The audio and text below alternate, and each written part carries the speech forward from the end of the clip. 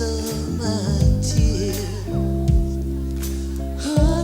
12 R&B stars, same era, same stages, same music that changed the world, but that's where the similarity ends. Because 6 of them were loved in a way that still brings people to tears when you say their names, and 6 of them became the most hated figures in soul music history. Not because the music was bad, that's the part that makes this hurt. It's because of what happened when the stage lights went down. Number 12, Smokey Robinson, Most Loved. Loud and heard it well, deep inside. Here's what you need to understand about Smokey right from the start. Bob Dylan called him America's greatest living poet. Not greatest R&B poet, not greatest black poet. America's greatest living poet. Full stop.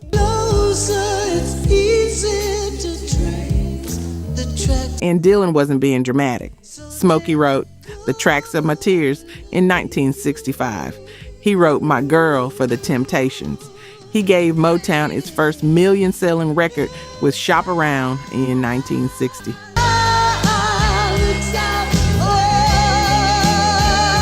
By the time he was 23, Berry Gordy had made him vice president of the entire label.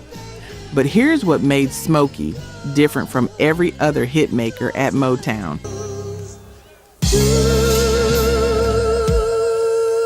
Every other songwriter was assigned to write hits.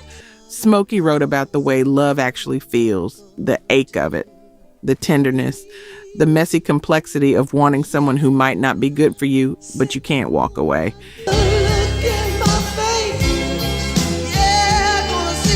He wrote the truth about relationships before most people even had the language for it. And people loved him for it. Not admired, loved. So take a good. When the Miracles performed in the 60s, women cried, not screamed, cried. Because Ooh Baby Baby wasn't just a song. It was every relationship that almost worked. Every person who loved you imperfectly but truly. Every moment you wished you could freeze and keep forever. See my smile. The Beatles covered his songs. The Rolling Stones recorded them. Marvin Gaye called him a genius. And through it all, Smokey stayed Smokey. Gentle, gracious, kind. Although I might be laughing. When he left the Miracles in 1972 to focus on his family and his role at Motown, the group didn't fracture. No lawsuits, no tell-all books, no bitterness. And here's the thing that still gets me about Smokey Robinson. 50 years in the music business, hundreds of artists came through Motown, and nobody has a bad word to say about him. Think about that for a second. The tracks of my tears. 50 years in an industry famous for egos, betrayals, and backstabbing. And Smokey Robinson doesn't have a single enemy. That's not luck. That's character. She left me if you see me with another girl. He treated people the way his song sounded, with gentleness, with respect, with an understanding that everybody's trying their best with what they've got. And that's why when you say his name, people smile.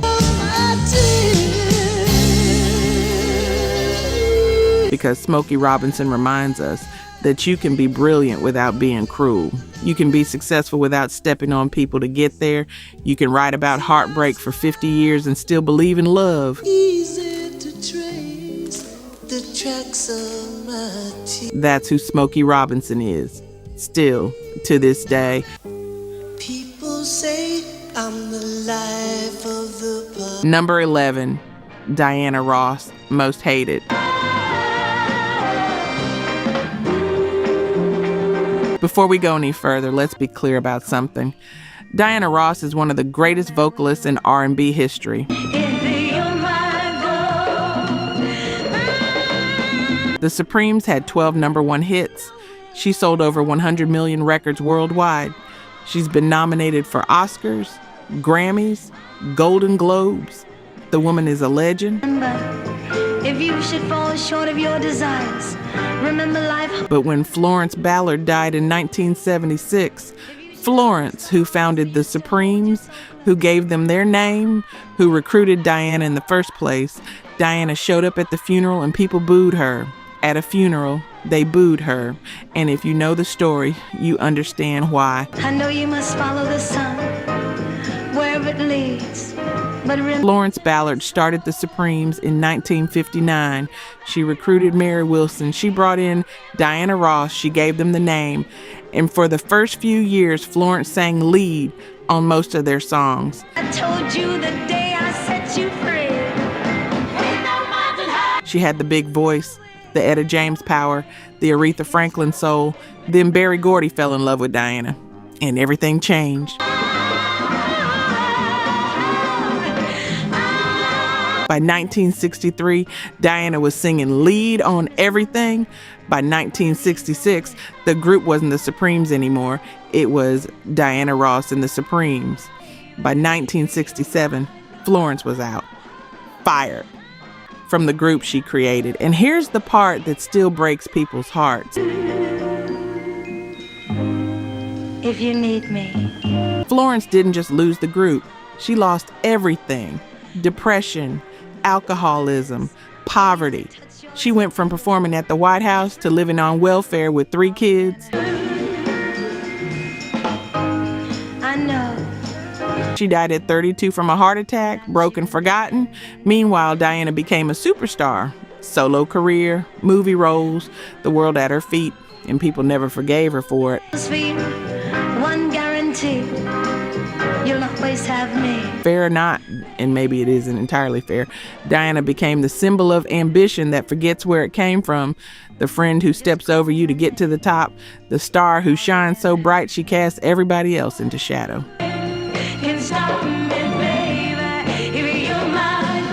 Other Motown artists didn't like her either. Gladys Knight said she was difficult. Martha Reeves had issues with her.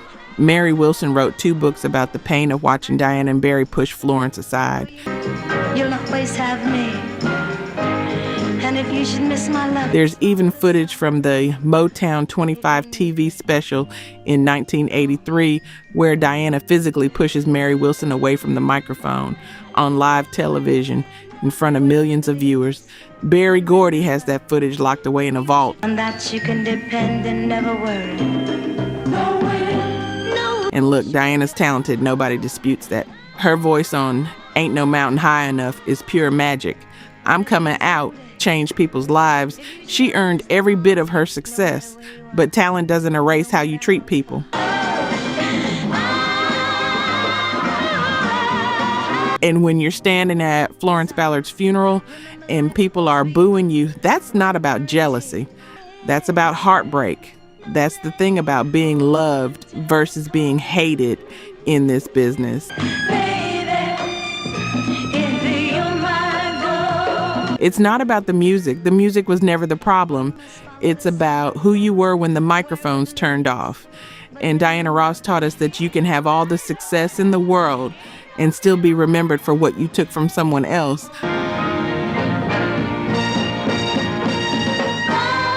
Real talk. Only 9% of you are subscribed. That hurts. We're spending hours digging through archives, fact-checking every detail, bringing these stories back to life. And if you're watching this far, you clearly care. So hit subscribe. It's free and takes 2 seconds. Now, to my subscribers, barely any of you have joined the membership. And honestly, that stings even more. You know the work we put in. You keep coming back. If these videos have ever made you feel something, if this music means something to you, join the membership. It's $1 coffee a month, and it's the only way we keep this going. Let's build this together. All right, back to it. Number 10, Curtis Mayfield, Most Loved. Just move on up for your destination. This one's going to hurt in a different way. In 1964, Martin Luther King Jr. needed an anthem for the freedom rides, for the marches, for the sit-ins, for the buses full of young black students heading south to fight for civil rights, knowing they might not come back. So hush now, child. He chose Keep On Pushing, by Curtis Mayfield and the Impressions. Not We Shall Overcome, not Blowing in the Wind. Curtis Mayfield.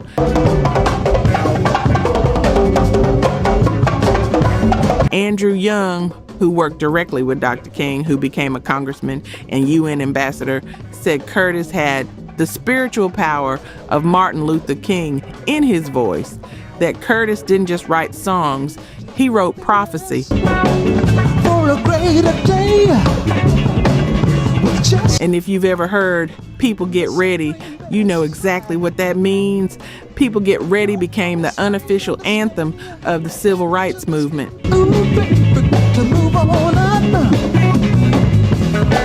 Dr. King used it to move marches forward, to inspire protesters, to quiet crowds when tensions got too high, to remind everyone why they were risking their lives in the first place. But here's what made Curtis different from every other activist artist of that era.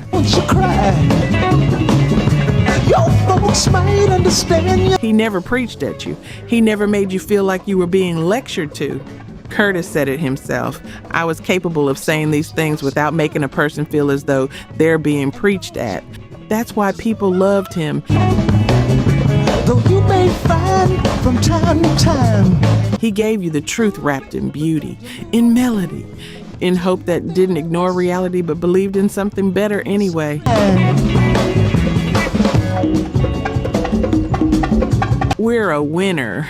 In 1968, right after Dr. King's assassination, when the country was burning with grief and rage, was about black pride without self-pity, about reason over riot, about holding your head up even when the world wants you on your knees.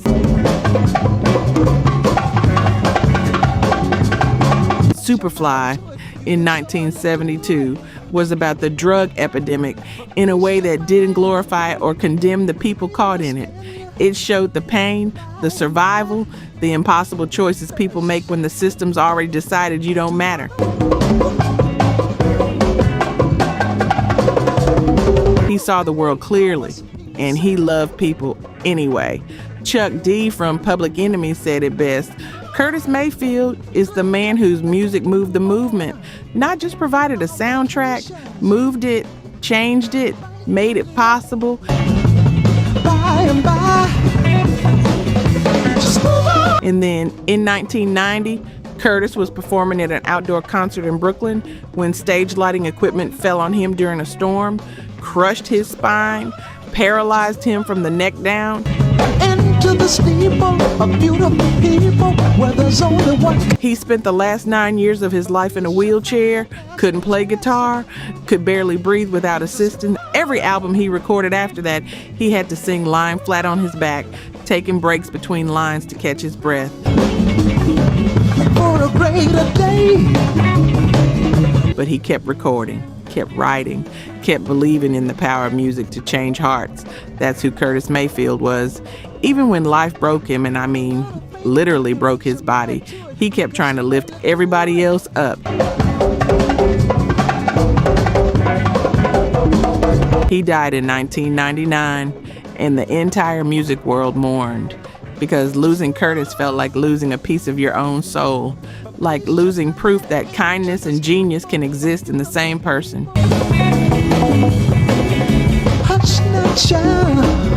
Number 9, Bobby Brown, Most Hated.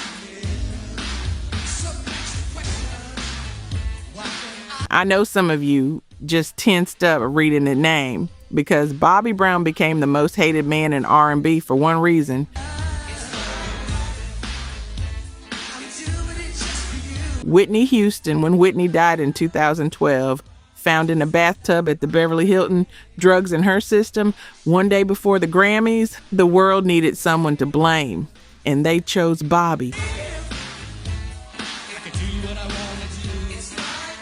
Bobby Brown destroyed Whitney Houston. That became the narrative. The sweet girl with the angel voice corrupted by the bad boy from New Edition. America's sweetheart brought down by a drug addict who couldn't stay out of trouble. But here's what most people don't know. Whitney was using drugs before she ever met Bobby. Her brother admitted it after she died. Her best friend Robin Crawford confirmed it. Whitney had been struggling with cocaine since her early 20s, years before Bobby Brown entered her life. When Bobby met Whitney at the Soul Train Awards in 1989, she was already America's biggest star. 7 consecutive #1 hits. The Bodyguard was about to make her an icon, and Bobby was struggling with his own demons, sure, but he wasn't the villain in this story. They were two people with addiction issues who found each other. And instead of getting better together, they got worse. Bobby got sober in the mid-2000s, went to rehab, got clean, begged Whitney to do the same. She didn't or couldn't, and that's the part that destroyed Bobby's reputation. Because when Whitney kept using and Bobby had gotten clean, people said he'd abandoned her. When he filed for divorce to protect himself and their daughter, people said he was running away. When she died and he couldn't even perform at a New Edition concert because he was crying too hard, people said he was making it about himself. He couldn't win. No matter what he did, the narrative had already been written. Bobby Brown killed Whitney Houston. And look, Bobby wasn't perfect. He had arrests. He had problems. Their marriage had domestic violence allegations. Nobody's saying Bobby Brown was a saint. But the hatred aimed at him after Whitney's death wasn't about justice. It was about grief looking for a target. Bobby lost his ex-wife. Then in 2015, he lost his daughter with Whitney, Bobby Christina, found in a bathtub just like her mother, dead at 22. Then in 2020, he lost his son, Bobby Jr., to an overdose. 3 people gone. And Bobby Brown is still here carrying the weight of all that loss, plus the hatred of millions of people who decided he was the reason their idol died. That's what happens when the world needs a villain. They pick someone and they never let go. Bobby Brown taught us something brutal. Sometimes the person everyone hates is just the person everyone needed to blame.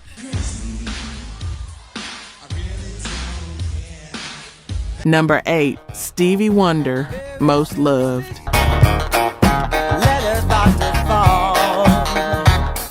Here's the thing about Stevie that people forget, because his genius is so overwhelming.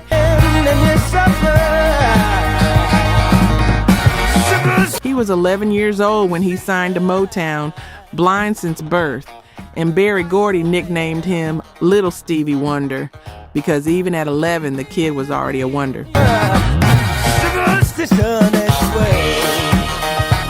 By 13, he had a #1 hit with Fingertips. He's still the youngest artist ever to top the Billboard charts, but the genius part, that came later, and it came with a cost.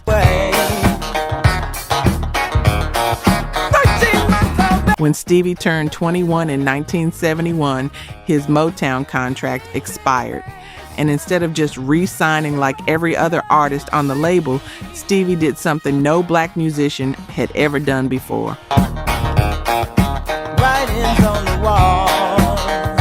He walked away, said he wanted creative control, wanted ownership of his masters, wanted to make albums, not just singles, wanted to be treated like an artist, not a product.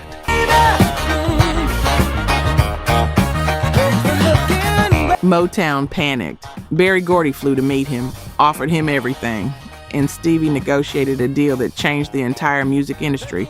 Full creative control, highest royalty rate ever given, complete artistic freedom. Then he made Talking Book in 1972, Inner Visions in 1973, Songs in the Key of Life in 1976. 3 of the greatest albums in music history, back to back to back. And people loved him for it.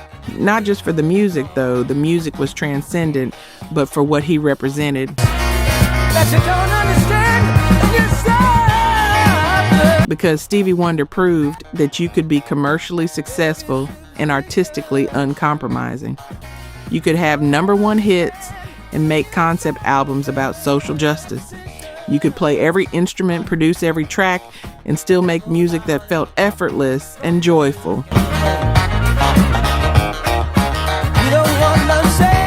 But here's where Stevie became something more than just a musical genius.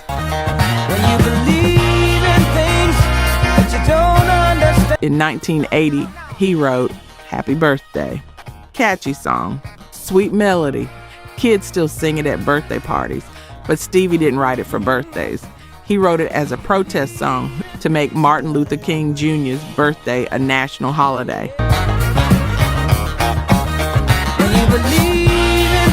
And he didn't just write the song and move on. He paused his entire career, spent years lobbying Congress, performing at rallies, refusing to let it go until America recognized Dr. King.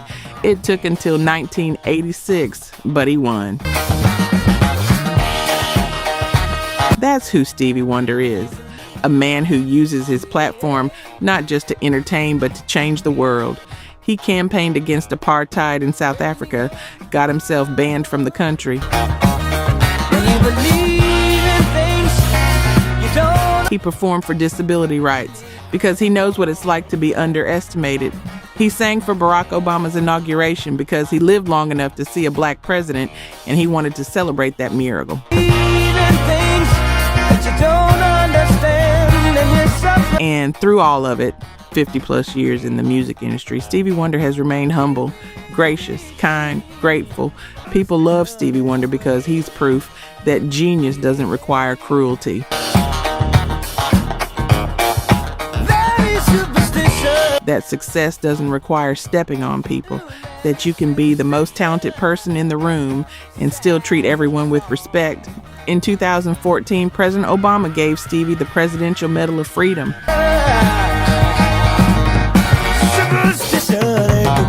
And when Stevie accepted it, he didn't talk about his achievements.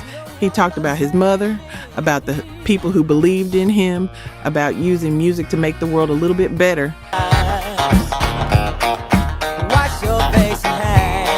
That's why his name makes people smile, because Stevie Wonder reminds us that greatness and goodness can exist in the same person. Very superstitious. #7, Rick James, most hated. Oh, girl. She likes the boys in the band. We need to talk about something uncomfortable. Super Freak is one of the greatest funk songs ever recorded, 1981. #16 on the Hot 100. She's a super freak, super freak. MC Hammer sampled it in You Can't Touch This and won a Grammy. Rick James was a genius, a funk pioneer, a musical force, and he was also convicted of assault, torture, and false imprisonment against 2 different women.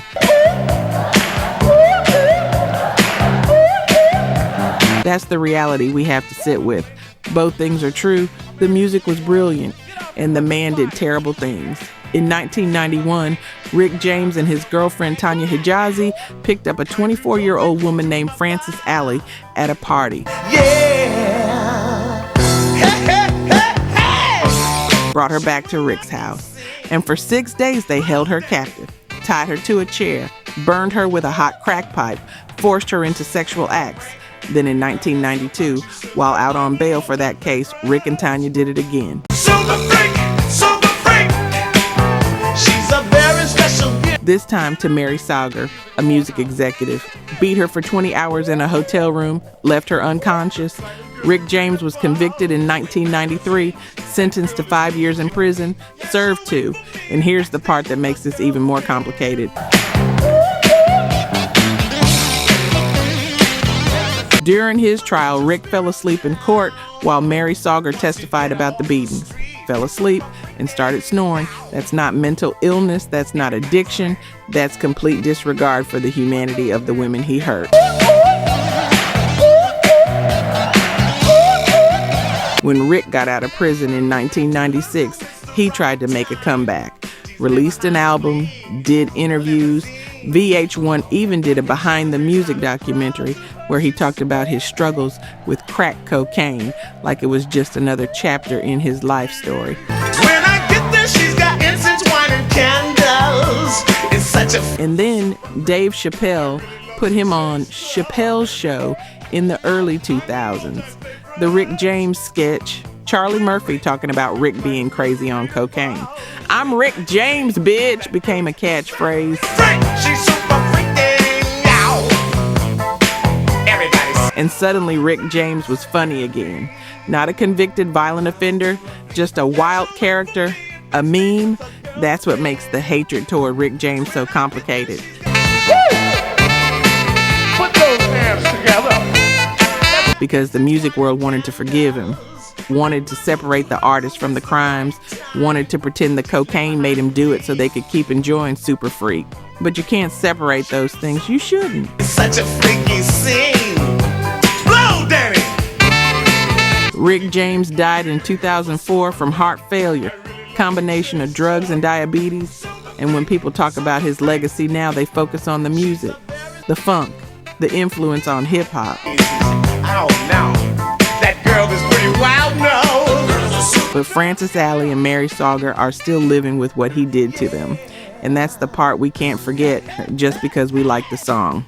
That's why Rick James became hated. Every time we meet, she's alright. She's alright. Not because the music was bad, but because there are some things genius doesn't excuse, some things success doesn't erase, and torture is one of them. Incense, wine, and candles. It's such a freaky scene.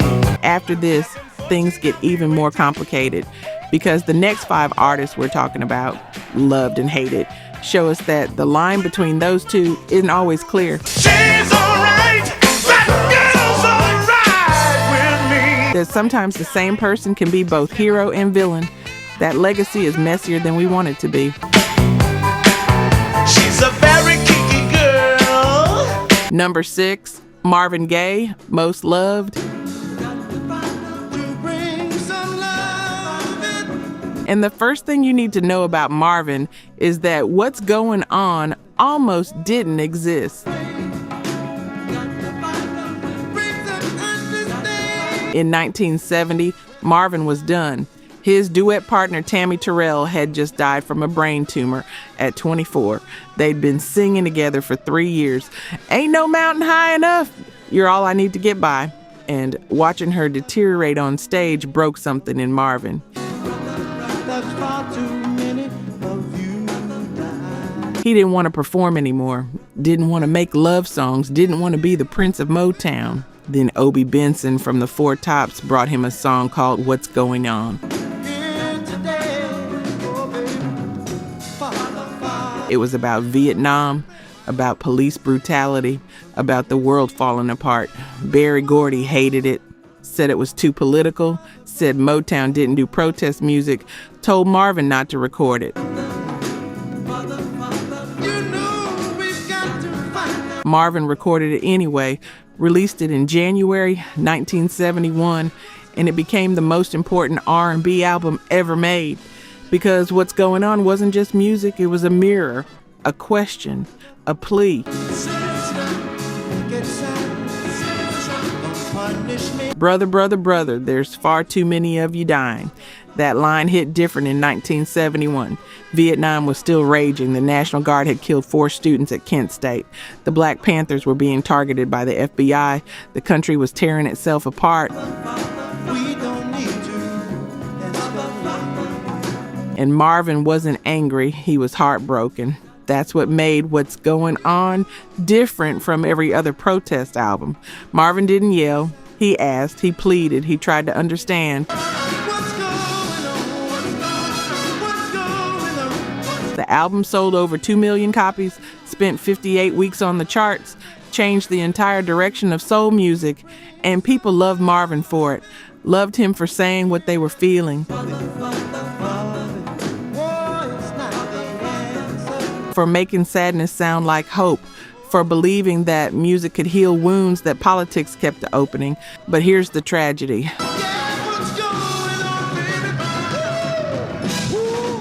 Marvin Gaye's father was a Pentecostal minister named Marvin Gaye Sr., strict, abusive, cross-dresser, disappointed that his son chose secular music over the church. They hated each other. For Marvin's entire life, they hated each other. And on April 1st, 1984, one day before Marvin's 45th birthday, they got into an argument. Marvin physically attacked his father, and his father shot him twice, once in the chest, once in the shoulder. Marvin Gaye died on his parents' bedroom floor. His father claimed self-defense, got convicted of involuntary manslaughter, served no time, and Marvin's siblings said later that Marvin wanted to die. That he'd been suicidal for months, that he knew attacking his father would end with him getting shot, that he forced his father to kill him because he couldn't do it himself. Think about that. The man who wrote What's Going On, the most hopeful healing album in R&B history, died because he couldn't find hope for himself. That's the cost of genius sometimes. You give everything to the music and there's nothing left for you. People still love Marvin Gaye. They play What's Going On at protests. They cry to Mercy, Mercy Me. They slow dance to Let's Get It On. But we also carry the weight of knowing that the man who taught us how to feel couldn't save himself.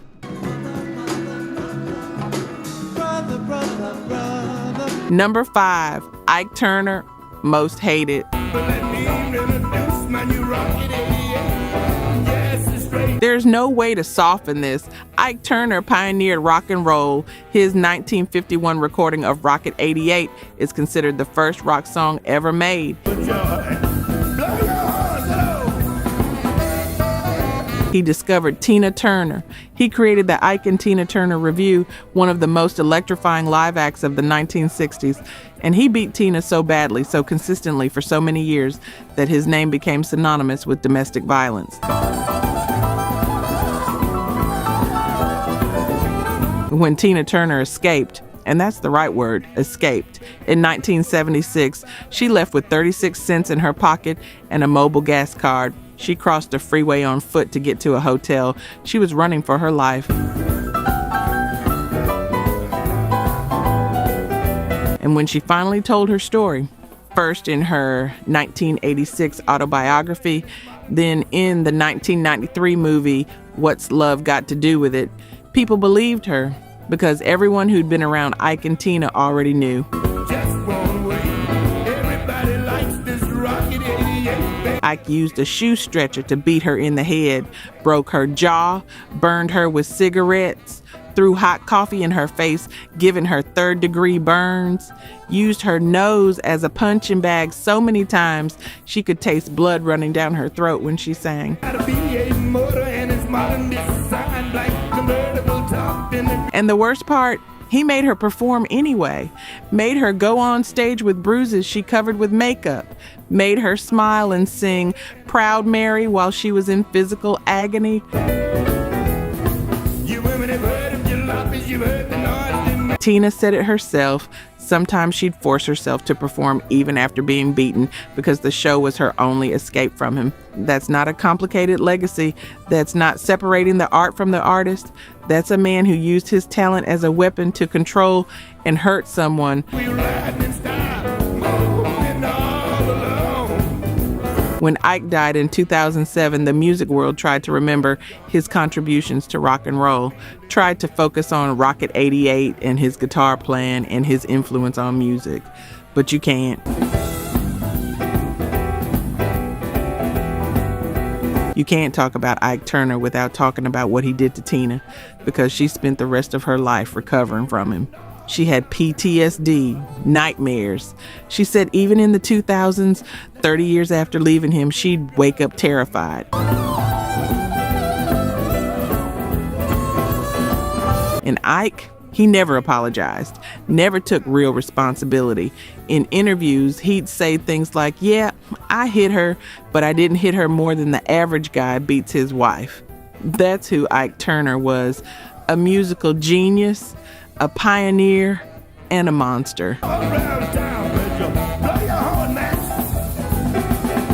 Hip-hop artists still reference him in lyrics. Ike Turner with the left hand, beat it like Ike beat Tina, using domestic violence as a punchline, as swagger.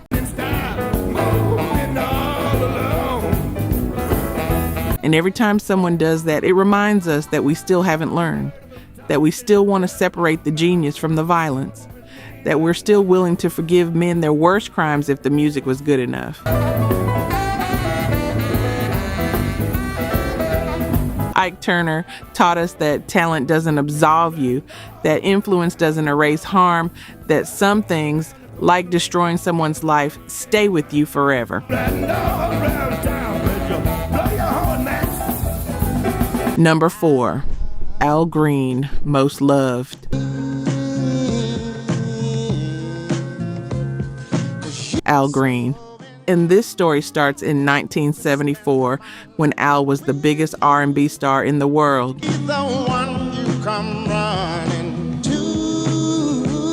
Let's Stay Together had hit number 1 in 1971.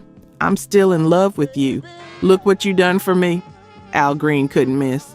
Smooth as silk, voice like honey. Every song sounded like falling in love. And then on October 18th, 1974, Al was taking a bath at his house in Memphis, and his girlfriend, Mary Woodson, walked into the bathroom, threw a pot of boiling grits on him, and shot herself in the head. I guess you know that, huh? Whatever you... She died instantly. Al spent months recovering from 2nd and 3rd degree burns, and nobody knows why. Mary left no note. Al never explained what happened that day. It remains one of the most tragic, mysterious moments in R&B history. Make me feel so brand new. And it changed Al Green completely. He didn't make another secular album for years. Instead, he became a pastor, built a church in Memphis, started recording gospel music, turned his back on the love songs that made him famous. Let's Because Al said he'd been living wrong, that success had led him away from God, that Mary's death was a wake-up call he couldn't ignore. And here's what makes Al Green so beloved. want to do is all right to win. He could have milked the tragedy, could have done tell-all interviews, could have made himself the victim. But he didn't. Al Green spent the next 40 years quietly serving his congregation, preaching on Sundays, recording gospel albums that nobody outside the church world heard, staying humble. When he finally returned to secular music in the 1980s and 1990s, he didn't come back as a spectacle. He came back as an elder statesman, graceful, spiritual, changed.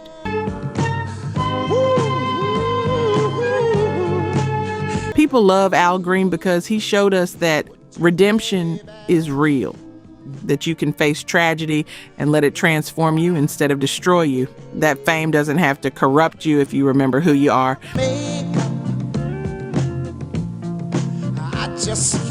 In 1995, he was inducted into the Rock and Roll Hall of Fame. He thanked God first, then his church, then the people who'd supported him through the darkest time of his life. Al Green taught us that love, real love, spiritual love can heal almost anything, that you can lose everything and build yourself back into something better, that grace is possible.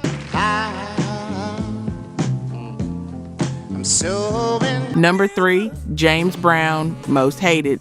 So good, I got you. James Brown, the godfather of soul. And this is where the conversation gets uncomfortable. Because James Brown created funk. changed the entire sound of R&B, influenced everyone from Prince to Michael Jackson to hip-hop. I Got You, I Feel Good is still one of the most recognizable songs ever recorded. I feel nice, like sugar and spice. And he was also arrested for domestic violence multiple times. His third wife, Adrienne, filed charges against him for assault. He served time in prison for leading police on a high-speed chase while hanging on PCP. But here's what makes James Brown's legacy so complicated.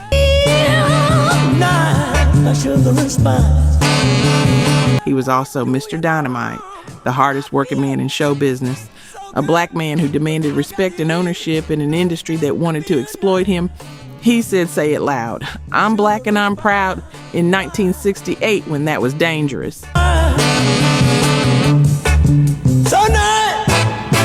He used his platform to keep cities from burning after Martin Luther King was assassinated. He performed in Boston on TV the night of the riots and helped calm the rage. So who is James Brown? The icon who empowered millions, or the man who hurt women behind closed doors? The answer is both, and that's the part people struggle with. I know that I can't do no wrong. And when I hold James Brown died in 2006, and the music world celebrated him. The president sent condolences. The Grammys did a tribute. He laid in state at the Apollo Theater. I feel nice. But his ex-wives and children weren't celebrating. They were dealing with the trauma he left behind. That's the lesson of James Brown, that you can be historically important and personally destructive. When I hold you in my arms. That influence doesn't erase abuse. That legacy is complicated, and we have to hold both truths at the same time. Nice. I got you. Number 2, Gladys Knight, Most Loved. He's come to know.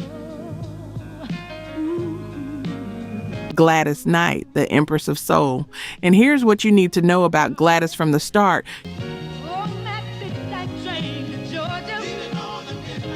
She won Ted Mack's original amateur hour when she was 7 years old. 7. Singing on national television, already a star before most kids learned to read.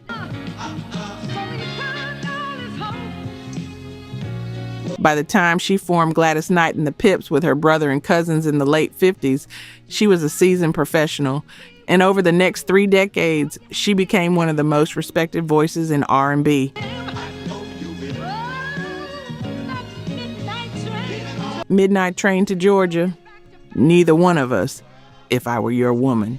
Songs that didn't just hit, they lingered, they meant something. And through all of it, 50 plus years in the industry, Gladys Knight maintained her dignity, her grace, her respect for the craft. She didn't do drugs, didn't trash hotel rooms, didn't fight with her bandmates. She showed up, did the work, went home, and people loved her for it. He said he's going back to find. Because Gladys Knight proved you didn't have to be messy to be interesting. You didn't have to destroy yourself to create great art. When Motown signed her in the late 60s, she was one of the few artists who pushed back against Berry Gordy's control. Not with tantrums, with professionalism. She said, I respect you, but I know my voice, I know my sound, and I need you to trust me. And Berry did, because Gladys had earned that trust. When she left Motown for Buddha Records in 1973, there was no drama, no lawsuits, no bitterness. She thanked Berry for the opportunity and moved on. That's who Gladys Knight has always been. A professional, an artist, a woman who understood that longevity in this business requires discipline, not just talent. She's won 7 Grammys, been inducted into the Rock and Roll Hall of Fame, performed at the Super Bowl, and through it all, she's remained humble.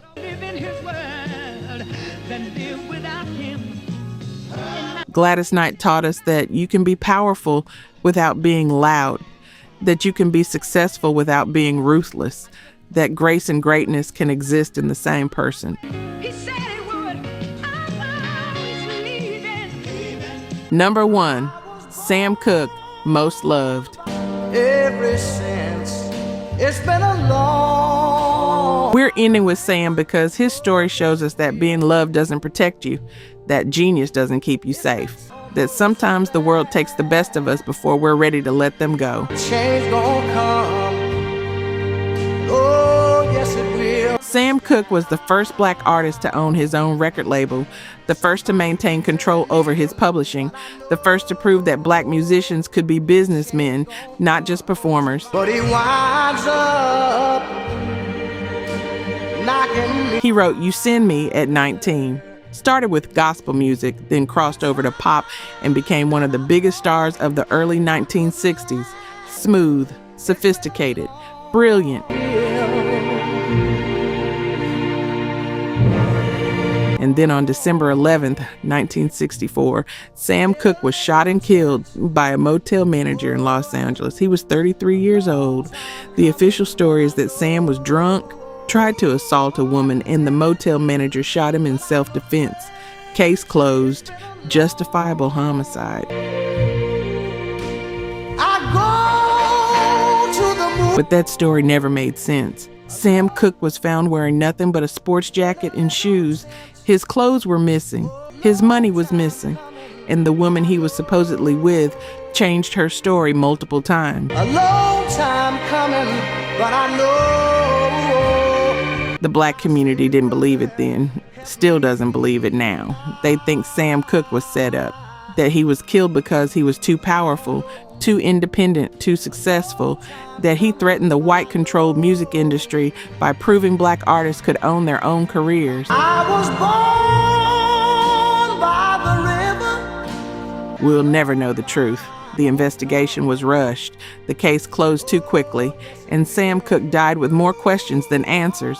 But here's what we do know. A long time coming. Sam Cooke wrote A Change Is Gonna Come in 1963, recorded it in 1964. It became one of the most important songs of the civil rights movement. Barack Obama called it the soundtrack of his presidential campaign. Just like the river I've been running. And Sam never got to see the change he sang about. He died a year before the Voting Rights Act, 2 years before the first major civil rights victories. He sang about hope he never got to witness.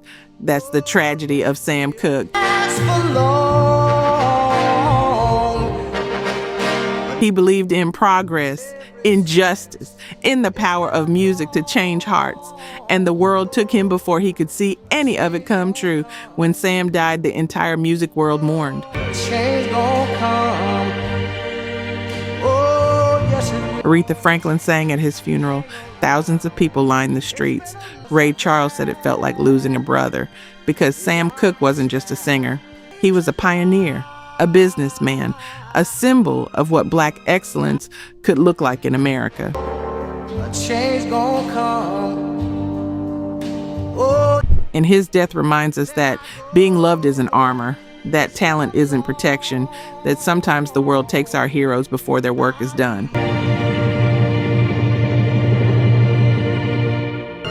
Sam Cooke taught us to keep going anyway, to believe in change even when you can't see it coming, to use your gifts to lift others up, even if you never get to see the world you're building. That's why he's number one. Not because he was perfect, but because he showed us what's possible when genius meets purpose, when talent meets courage, when music becomes more than entertainment, it becomes a revolution.